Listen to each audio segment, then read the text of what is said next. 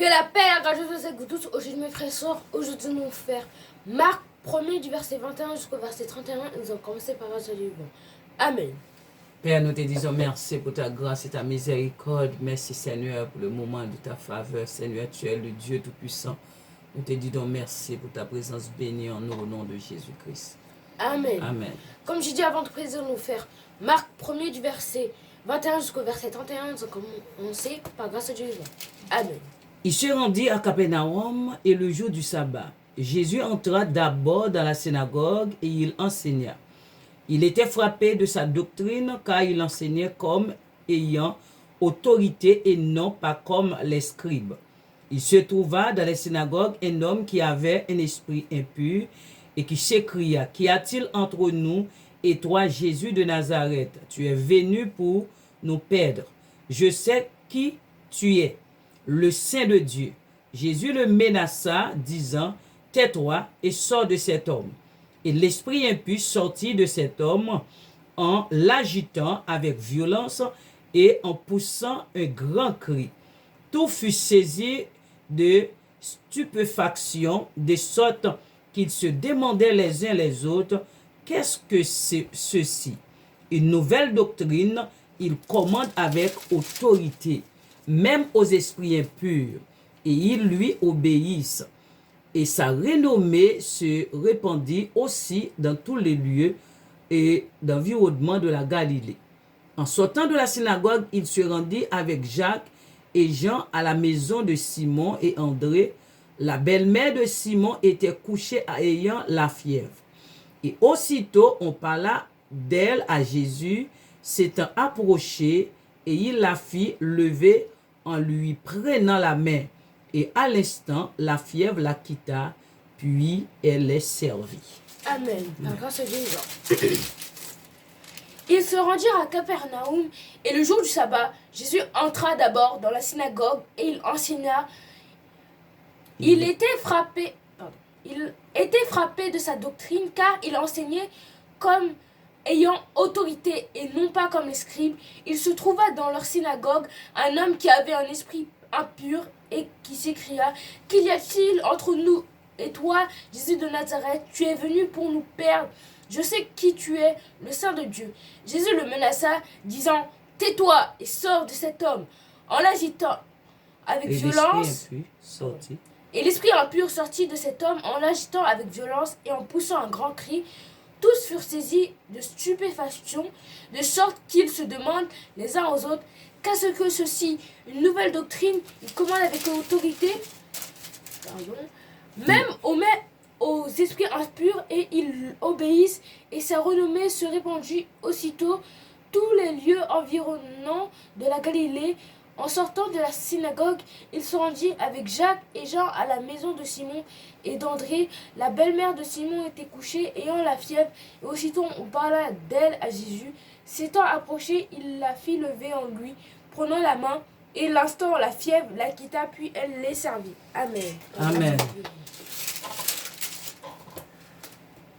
Ils se rendirent à Capernaum, et le jour du sabbat, Jésus entra d'abord dans la synagogue, et il enseigna. Il était frappé de sa doctrine, car il enseigna comme ayant autorité, et non comme les scribes. Il se trouvait dans leur synagogue un homme qui avait un esprit impur, et s'écria, « Qu'y a-t-il entre nous et toi, Jésus de Nazareth? Tu es venu nous perdre, je sais qui tu es, le Saint de Dieu. » Jésus le menaça, disait, « Tais-toi et sors de cet homme. » Et l'esprit impur sortit de cet homme, en l'agissant avec violence et en poussant un grand cri. Tous furent saisis de stupéfaction, de sorte qu'ils se demandaient les uns et les autres, « Qu'est-ce que ceci? » Une nouvelle doctrine, il commandait avec autorité même aux esprits impurs, et ils obéissaient. Et sa renommée se répandit aussitôt dans tous les lieux environnements de la Galilée. En sortant de la synagogue, ils se rendirent avec Jacques et Jean à la maison de Simon et André. La belle-mère de Simon était couchée ayant la fièvre, et aussitôt on parla d'elle à Jésus. S'étant approché, il fit lever en lui prenant la main, et à l'instant de la fièvre la quitta. Puis elle le servit. Amen. Par grâce à Dieu. Comme vous le savez, on va le faire, on va méditer la parole de Dieu, car c'est très important.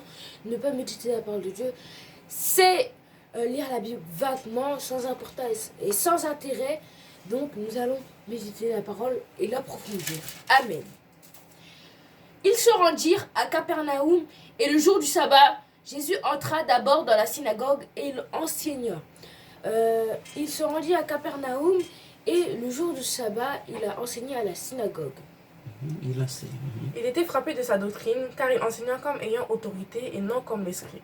Du coup, après, Jésus a eu un grand succès, on va dire, frappé, c'était un plus grand succès, parce que Jésus enseignait pas comme les profs, il enseignait de sa manière, de sa façon, d'une autre évangile, une autre leçon que les scribes disaient tout le temps.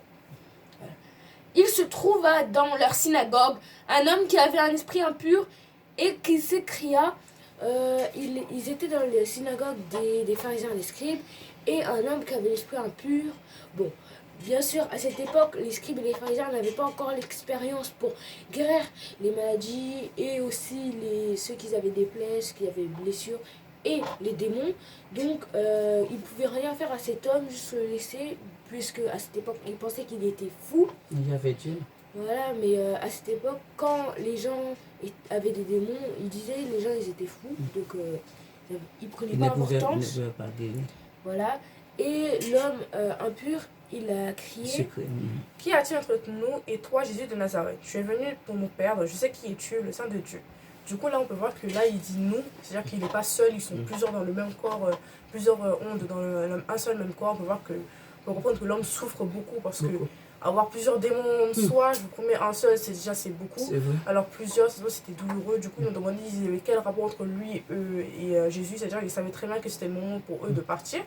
Et ils ont dit parce qu'ils savent qui il est, qu'il est le Saint de Dieu. C'est-à-dire que quand même, c'est grave que même si jusqu'à les démons, ils comprennent que Jésus est le Saint de Dieu, comment ça se fait que nous, les autres humains, ne savent pas, ne comprennent pas. Jésus le menaça, disant « Tais-toi et sors de cet homme ». Jésus, il a menacé le démon en disant « Tais-toi et sors de cet homme ». Et l'esprit impur sortit de cet homme en l'agissant avec violence et en poussant un grand cri. C'est-à-dire qu'on peut voir que pendant que l'esprit sortait du corps, on peut voir que l'homme était agité, toute la personne était agitée. C'est-à-dire que tellement il y avait trop de démons en lui, c'était quelque chose d'incroyable, mais il poussait un grand cri. Moi, je pense que c'est un cri de soulagement, c'est-à-dire qu'après que tous les démons sont partis, quand les forces invisibles c'est-à-dire qu'il sort un grand cri, mais après, à la fin, c'était un cri de soulagement pour dire qu'enfin, il n'y a plus rien en lui et qu'il a un corps, on va dire, lié au passé. Toutes furent saisies de stupéfaction de sorte qu'ils se demandent les uns aux autres « Qu'est-ce que ceci ?» Une nouvelle doctrine, il commande avec autorité, même aux esprits impurs, et ils l'obéissent. En fait, ils se sont demandé, ils ont été surpris, choqués de la scène qui vient de se passer, parce qu'il vient de commander un démon sans faire une prière ou une grande chose. Mais simplement avec autorité. Voilà, il a commandé avec autorité et le démon est sorti, l'homme était guéri, même un homme impur avec des démons est sorti. Et le démon a coopéré. Et pas coopérer, non. Il doit sortir. Coopérer. Et sa renommée s'est répandue aussitôt dans tous les lieux environnement de la Galilée. Du coup, on peut voir que après le miracle de Jésus, c'était un peu surprenant parce qu'avant de la bouche au oreille, c'était très connu avant. C'est-à-dire que beaucoup de personnes, juste une personne entend un truc ou il voit un truc, après il va dire à quelqu'un d'autre, ça va se répandre dans toute la vie. Du coup, Jésus était très connu juste après son miracle, il était plus connu qu'il était déjà. Du coup, bien oui, de jour en jour. Voilà. En sortant de la synagogue, ils se rendirent avec Jacques et Jean à la maison de Simon et André. En sortant de la synagogue, ils se rendirent avec Jacques et Jean et ils sont allés voir Simon et André. La belle-mère de Simon était couchée ayant la fièvre et aussitôt on parle d'elle à Jésus. C'est-à-dire qu'après la belle-mère de Simon, c'est-à-dire que la mère de sa femme était malade et tout, ça se faisait pas bien. Et du coup, ils ont parlé de Jésus, dire que oui, la belle-mère de Simon va pas bien et tout. C'est vrai, ils lui ont demandé de l'aide. Voilà. S'étant approché, il la fit lever en lui, prenant la main, et à l'instant la fièvre la quitta, puis elle les servit. En fait, il a entendu parler de la belle-mère de Simon, et il allait la voir, il l'a pris avec sa main, et à l'instant même, la fièvre est partie, et elle les a servis. Donc, on voit sur ce verset précisément que, et sur toute la lecture qu'on a fait, que Jésus guérit les démons, les malades, les paralytiques, n'importe quelle maladie ou même esprit qui veut faire du mal aux humains, il les guérit. Il était avec ses disciples. Et bizarrement, une question que je me pose dans ma tête, Simon et André étaient des fidèles disciples de Jésus-Christ, mais comment ça se fait que la belle-mère soit tombée malade? Si Oui, elle a ça Jésus-Christ en elle, comment elle peut tomber malade? Ben oui, Je ça- pense que il y a eu quelque chose qui s'est C'était passé. écrit, hein, c'était écrit pour montrer que Jésus pouvait faire des miracles. Eh ben oui, elle doit avoir Elle devait une être guérison malade. de la part de Jésus-Christ. On va voir. Oui, surtout montrer aux disciples parce qu'il y a des disciples qui n'avaient pas la foi, qu'on va voir prochainement des fois, mais qui n'avaient pas la foi en Jésus-Christ. Donc, Amen. Vous avez des questions, Oui, des oui, choses à nous voir? sommes en question. Nous voyons que la parole de Dieu, il montre que Jésus-Christ a opéré avec autorité. Quand nous aurons Jésus, nous devons travailler avec autorité dans le nom de Jésus-Christ. Que le Seigneur nous bénisse. On va prier pour la fin. Amen. Seigneur, nous te disons merci. Merci pour ta parole. Merci Seigneur pour ton enseignement. Merci Seigneur pour ta grâce. Merci Seigneur pour ta faveur. Tu es le Dieu de la victoire. Tu es la force. Tu es Seigneur la lumière du monde. S'il vous plaît Père, nous avons besoin de toi tous les jours.